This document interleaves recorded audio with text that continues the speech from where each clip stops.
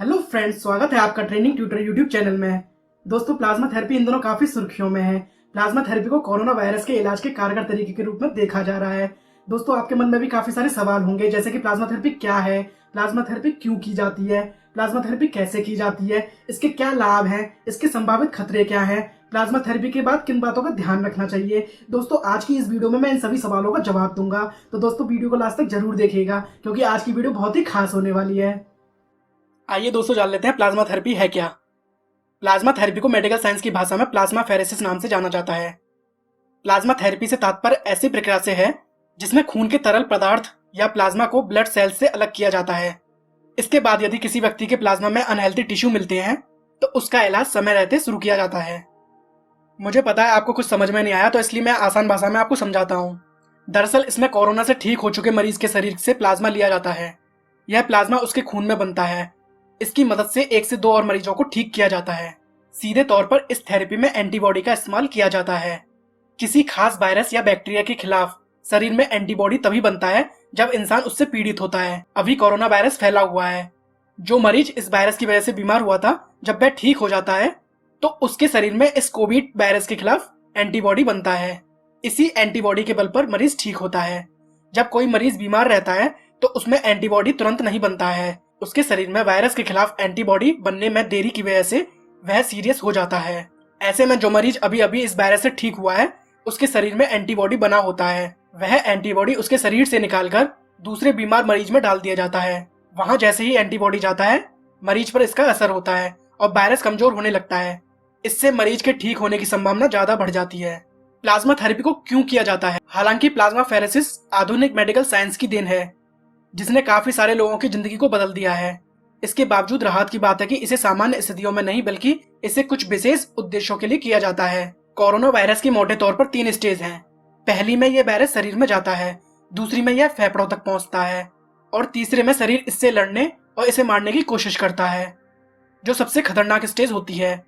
यहाँ शरीर के अंग तक खराब हो जाते हैं। डॉक्टर सरीन कहते हैं कि प्लाज्मा से इलाज के लिए सबसे सही वक्त दूसरी स्टेज होती है, क्योंकि पहली में इसे देने का फायदा नहीं है और तीसरी में यह कारगर नहीं रहेगा। उसके मुताबिक प्लाज्मा थेरेपी मरीज को तीसरे स्टेज तक जाने से रोक सकती है।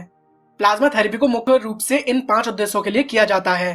पहला, प्लाज्मा थेरेपी को मुख्य रूप से वायरस का पता लगाने के लिए किया जाता है। काफी सारी बीमारियां संक्रमण के द्वारा होती हैं, इसलिए ऐसी बीमारियों का इलाज करने के लिए प्लाज्मा थेरेपी काफी कारगर उपाय साबित होती है। दूसरा, वर्तमान समय में काफी सारे ट्रांसप्लांट किए जाते हैं, मगर कई बार ये असफल साबित हो जाते हैं। जब ट्रांसप्लांट कराने वाले लोगों के लिए डोनर पार्ट सही तरीके से काम नहीं करता है, तब उन्हें प्लाज्मा थेरेपी सहायता करती है। तीसरा, कई बार खेल में चोट का इलाज करने के लिए प्लाज्मा फेरेसिस का सहारा लिया जाता है। इस प्रकार इस थेरेपी को स्पोर्ट्स इंजरी को ठीक करने के लिए भी किया जाता है। चौथा, जब कोई व्यक्ति मायस्थीनिया ग्रेविस से पीड़ित होता है तो उसका इलाज करने के लिए डॉक्टर प्लाज्मा थेरेपी की सहायता करते हैं। मायस्थीनिया ग्रेविस से तात्पर्य ऐसी मानसिक बीमारी है जिसमें लोगों की मांसपेशियां कमजोर हो जाती हैं। पांचवा, अक्सर प्लाज्मा थेरेपी का इस्तेमाल गुलियन-बेरी सिंड्रोम का इलाज करने के लिए भी किया जाता है। गुलियन-बेरी सिंड्रोम रोग प्रतिरोधक क्षमता को प्रभावित करने की बीमारी है, जिसका असर लोगों की सेहत पर पड़ता है और उसके बीमार होने की संभावना काफी अधिक बढ़ जाती है। प्लाज्मा थेरेपी को कैसे किया जाता है? प्लाज्मा थेरेपी 1 दिन की प्रक्रिया है, जिसमें 1 से 3 घंटे का समय लगता है। इसे काफी सावधानी से किया जाता है ताकि इसे कराने वाले लोगों को किसी तरह का दर्द या तकलीफ महसूस ना हो। इसमें कुछ स्टेप्स शामिल हैं। पहला, प्लाज्मा थेरेपी की शुरुआत सुई लगाकर होती है, जिसमें लोगों की बाहों में लगा जाता है। दूसरा, सुई लगाने के बाद खून निकाला जाता है, जिसके लिए सेंट्रीफ्यूज मशीन का इस्तेमाल किया जाता है। तीसरा, प्लाज्मा थेरेपी कराने वाले व्यक्ति के शरीर से खून निकालने के बाद प्लाज्मा का निर्माण या तैयार किया जाता है। चौथा, जैसे ही प्लाज्मा का निर्माण किया जाता है तब उसके इंजेक्शन को लोगों के शरीर में डाला जाता है। पांचवा, लोगों के शरीर में प्लाज्मा के इंजेक्शन डालने के बाद ही यह प्रक्रिया समाप्त हो जाती है। इसके बाद इंजेक्शन वाली जगह को साफ करने के बाद बैंडेज की जाती है। प्लाज्मा थेरेपी के लाभ क्या हैं? प्लाज्मा थेरेपी का इस्तेमाल काफी सालों से किया जा रहा है, जिसका लाभ काफी सारे लोगों को मिला है। इसके अलावा डॉक्टर भी प्लाज्मा थेरेपी कराने इसलिए देते हैं क्योंकि इसके काफी सारे लाभ होते हैं। इसमें भी मैं आपको स्टेप बाय स्टेप समझाता हूँ। पहला, प्लाज्मा थेरेपी कराने का सबसे बड़ा लाभ रोग प्रतिरोधक क्षमता को बढ़ाना है। जिन लोगों की रोग प्रतिरोधक क्षमता बेहतर या मजबूत होती है, उनके बीमार होने की संभावना काफी कम होती है। दूसरा, यह थेरेपी चेहरे, बाल इत्यादि से जुड़ी समस्याओं का भी समाधान करने में भी कारगर साबित होती है। इस प्रकार प्लाज्मा थेरेपी से इन समस्याओं को भी ठीक किया जा सकता है। तीसरा, जहां एक और कुछ सर्जरी में काफी समय लगता है, वहीं दूसरी प्लाज्मा थेरेपी में काफी कम 3 से 5 घंटे का समय लगता है। इसकी वजह से लोगों को इस थेरेपी को कराने पर समय की बर्बादी नहीं होती है। चौथा, प्लाज्मा थेरेपी का अन्य लाभ दर्द महसूस ना होना भी है। जब इस थेरेपी को किया जाता है तो इसे कराने वाले लोगों को किसी तरह का दर्द महसूस नहीं होता है। पांचवा, इस थेरेपी के काफी सारे ऐसे मामले सामने आते हैं जिनमें इसे कराने वाले लोगों को आराम मिलता है। इस प्रकार प्लाज्मा थेरेपी का अन्य लाभ जल्दी रिजल्ट आना या दिखना है। प्लाज्मा थेरेपी के संभावित खतरे क्या हो सकते हैं? हालांकि प्लाज्मा या प्लाज्मा फेरेसिस थेरेपी को काफी कारगर तरीका माना जाता है, लेकिन इसके बावजूद किसी भी अन्य मेडिकल प्रक्रिया की तरह प्लाज्मा थेरेपी के भी कुछ संभावित खतरे होते हैं, जिसकी जानकारी सभी लोगों को होनी चाहिए। तो इसको भी मैं आपको स्टेप बाय स्टेप बताता हूँ। पहला, हालांकि प्लाज्मा थेरेपी को संक्रमण का पता लगाने के लिए किया जाता है, लेकिन इसके बावजूद यह समस्या इसके बाद भी रह जाती है। अतः इस थेरेपी का प्रमुख खतरा संक्रमण होना है। दूसरा, कई बार प्लाज्मा थेरेपी का असर नस पर भी पड़ जाता है, जिसकी वजह से नस खराब हो सकती है। तीसरा, अक्सर इस थेरेपी को कराने वाले कुछ लोग बेहोशी या कमजोरी रहने की शिकायत करते हैं। इस प्रकार प्लाज्मा थेरेपी से लोगों को कमजोरी महसूस होती है। चौथा, प्लाज्मा थेरेपी की वजह से ब्लड क्लॉट्स की संभावना बढ़ जाती है, लेकिन इसके बावजूद इसके लाइलाज रहने पर भी यह गंभीर समस्या बन सकती है। पांचवा, इस थेरेपी का असर मानव शरीर के अन्य अंगों जैसे आंख पर भी पड़ता है। इस कारण प्लाज्मा थेरेपी कराने वाले लोगों को धुंधला दिखाई देने की समस्या हो सकती है। प्लाज्मा थेरेपी के बाद किन बातों का ध्यान रखना चाहिए?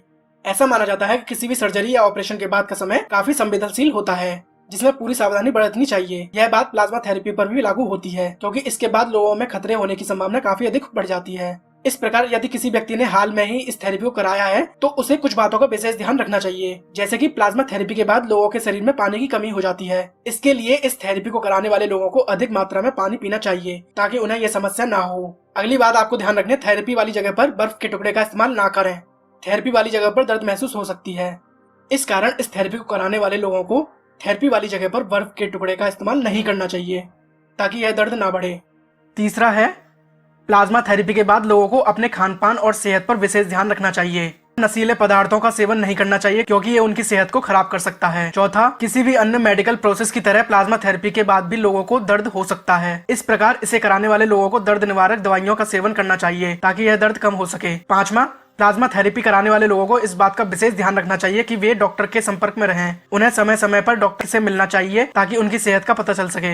यकीनन रूप से दुनिया भर में काफी सारी नई नई बीमारियां देखने को मिलती हैं, जिनकी वजह से काफी सारे लोगों को अपनी जान गंवानी पड़ती है। ऐसे ही हालात इस दौर में फैली कोरोना वायरस से सामने आ रहे हैं, जिसकी चपेट में अमेरिका, चीन, इटली इत्यादि सभी बड़े बड़े देश आ चुके हैं। भारत भी इन्हीं देशों में शामिल है। लेकिन राहत की बात यह है कि भारत में इससे मरने वालों की संख्या थोड़ी कम है। भारत में प्लाज्मा थेरेपी के साथ दुनिया को कोरोना वायरस से ठीक होने की उम्मीद दी है, जिसके परीक्षण के प्रमाणों का इंतजार सभी लोगों को है।